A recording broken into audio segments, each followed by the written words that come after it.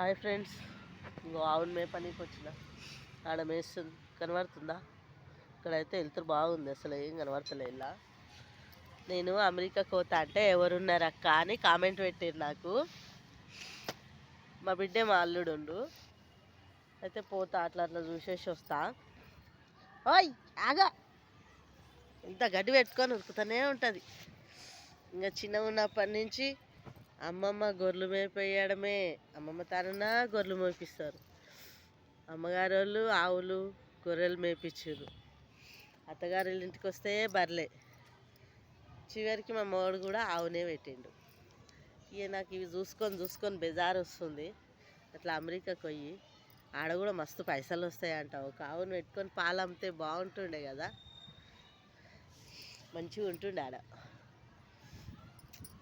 కానీ అమ్మనిస్తారు, అమ్మనియరు. నాకు అమెరికాలో కూడా పాలు అమ్ముకోవాలని చాలా ఇష్టం, ఆవును పెట్టుకొని.